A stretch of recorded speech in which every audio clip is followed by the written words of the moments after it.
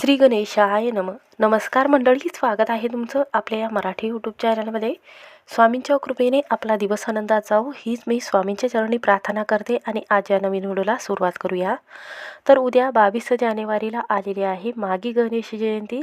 यालाच विनायक चतुर्थी किंवा तिळकूट चतुर्थी किंवा गणेश जयंती म्हटले जाते. याच दिवशी गणपतीचा जन्म झाला होता. याच दिवशी काही क्षेत्रामध्ये धोंडीराम या स्वरूपामध्ये अवतार गणपती बाप्पाने घेतला होता.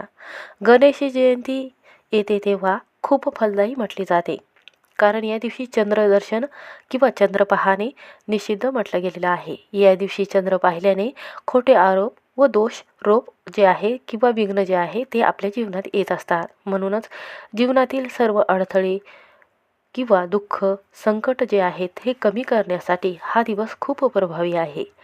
कोणतेही कार्य हे गणेश पूजेशिवाय अपूर्ण म्हटले जाते.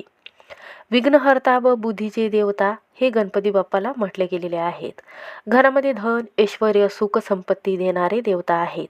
हिंदू धर्मातील प्रथम पूजनीय असलेल्या गणपतीची पूजा माघ महिन्यात शुक्ल पक्षाच्या चतुर्थीला साजरी केली जाते. हा सण म्हणजे माघी गणेश जयंती, ज्याला वरद चतुर्थी किंवा गणेश चतुर्थी आपण म्हणत असतो.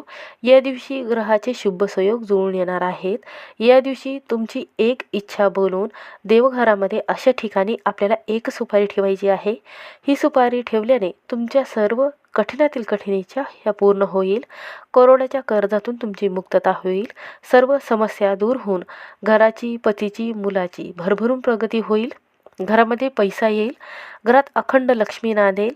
म्हणून हा उपाय कसा करायचा आहे, कोणत्या पद्धतीने करायचा आहे याबद्दलची सविस्तर माहिती या व्हिडिओमध्ये आहे. त्यामुळे व्हिडिओ हा शेवटपर्यंत नक्की पहा.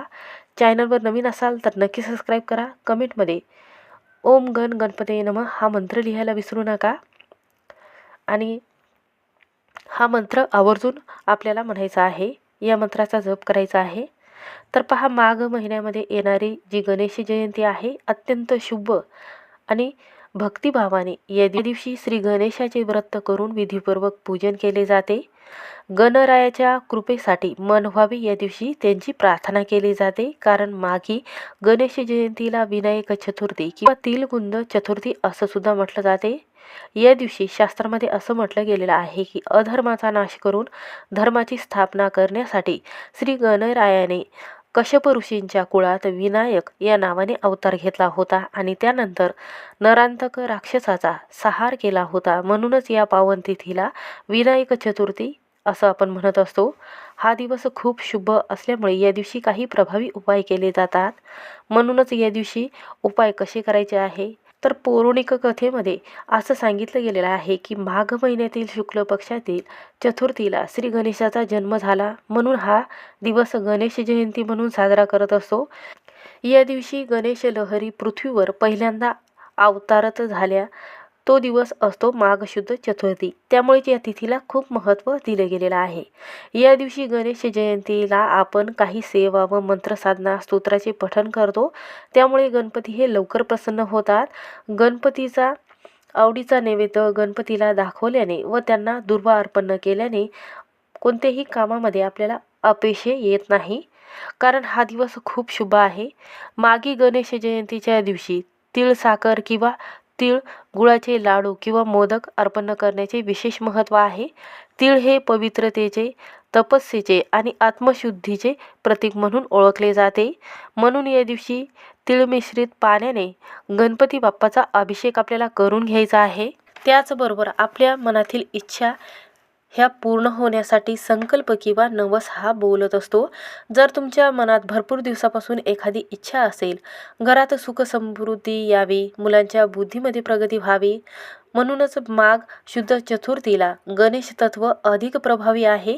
या दिवशी श्रद्धेने केलेली गणेश आराधना पूजा ही संकटापासून संरक्षण देते व सर्व कार्यसिद्धी प्राप्त होते.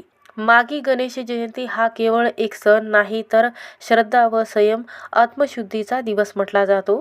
त्यासाठीच आपल्याला हा एक सुपारीचा उपाय करायचा आहे. तर पहा, आपल्याला सर्वात प्रथम आंघोळ करायची आहे. आंघोळीच्या पाण्यामध्ये आपल्याला तिळाचं तेल टाकायचं आहे, लाल चंदन टाकायचं आहे, व या पाण्याने आपल्याला आंघोळ करायची आहे. यामुळे आपलं मन पवित्र होते आणि आपण जे काम करतो त्या कामामध्ये आपल्याला मन हे लागत असते. कारण आपण जे मन पवित्र किंवा शरीर शुद्धीकरण झाल्यामुळे आपण जी पूजा करत असतो त्या पूजेचं संपूर्ण फळ आपल्याला लाभत असते. म्हणूनच 22 जानेवारीला गणेश जयंती आहे. तर या दिवशी सर्वात प्रथम गणपती बाप्पाचा अभिषेक करत असताना तिळाच्या तेलाने किंवा तिळाने अभिषेक करायचा आहे. त्यांना आवडणारे नैवेद्य हळदी, कुंकू, लाल चंदन, अक्षता अर्पण करायचे आहे व जास्वंदाची फुले असेल किंवा गुळ खोबरं हा नैवेद्य ठेवायचा आहे. त्यानंतर एक आसन ठेवायचं आहे आणि हा उपाय आपल्याला करायचा आहे. तर हा उपाय करण्यासाठी आपल्याला एक पूजेची नवीन कोरी सुपारी आणायची आहे.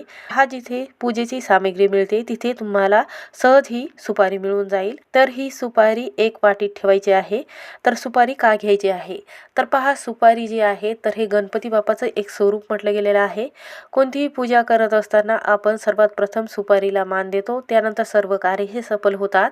कारण आपण जी सुपारी ठेवत असतो तर हे सुपारी जी आहे तर सर्व देवतांची जर तुमच्याकडे मूर्ती नसेल तर गणपतीचं स्वरूप असलेली जी सुपारी आहे तर याची पूजा केल्याने किंवा कोणत्याही देवीची मूर्ती समजून याची पूजा केल्याने सर्व कार्यात आपल्याला सफलताही मिळत असते. म्हणून कोरी सुपारी आपल्याला आणायची आहे.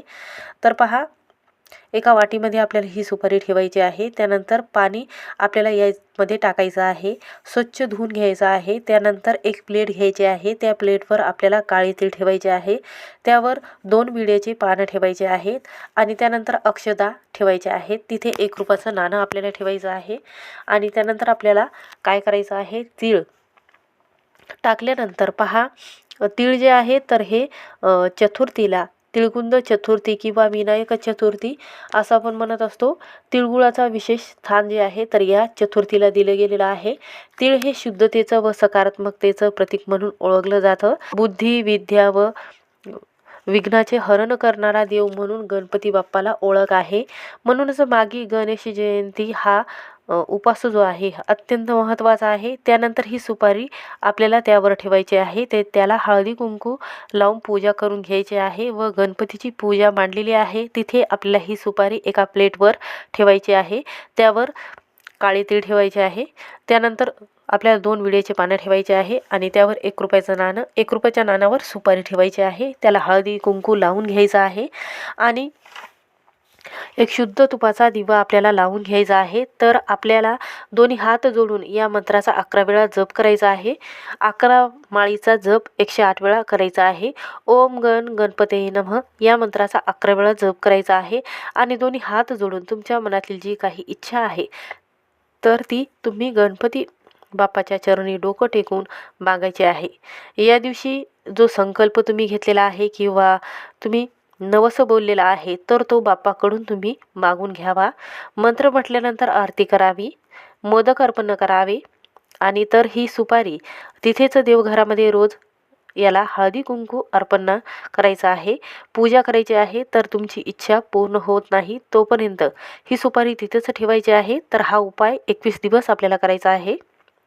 रोज जेव्हा आपण देवपूजा करतो त्या वेळेमध्ये सकाळी जेव्हा देवाला स्नान घालतात तेव्हा त्या सुपारीचे ही सुद्धा स्नान आपल्याला घालायचे आहे व पुन्हा देवघरात स्थापन करावी. रोज पूजन करायचे आहे.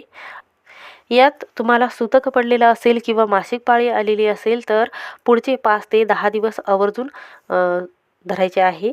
रोज 21 दिवस आपल्याला 1 महिन्यामध्ये 2 महिन्यामध्ये जशी जमेल तशी तुमच्या श्रद्धेनुसार तुम्हाला तुमच्या मनामध्ये भाव तशी तुमची इच्छा पूर्ण होईल. तुम्हाला असं वाटलं की मी जी इच्छा संकल्प व नवस मागितलेला आहे तो पूर्ण झाल्यावर ही सुपारी वाहत्या पाण्यामध्ये विसर्जन करावी. अशा पद्धतीने तुमची इच्छा धनप्राप्तीबद्दल असेल किंवा मुलाची प्रगती होण्याबद्दल असेल किंवा तुमच्या कोणत्याही इच्छा असेल ही पूर्ण होण्यासाठी हा उपाय खूप प्रभावी म्हटला जातो. कारण गणपतीने पृथ्वीवरील दुष्ट शक्तीचा नाश करण्यासाठी वेगवेगळा अवतार घेतलेला आहे व राक्षस आहे नरांतक या नावाच्या राक्षसाचा वध त्यांनी केला होता. विजय, संरक्षण व विघ्न नाशकाचे प्रतीक म्हणून या जी गणपतीची जयंती आहे याला ओळखलं जातं. म्हणूनच हा उपाय करत असताना अशा पद्धतीने तुम्ही जर उपाय करत असाल तर सर्व कार्यात तुम्हाला सफलताही मिळेल. विघ्न संकट हे दूर होऊन प्रत्येक कामात तुम्हाला यश मिळेल. स्वामी समर्थ. व्हिडिओ आवडला असेल तर स्किप न करता शेवटपर्यंत नक्की पहा.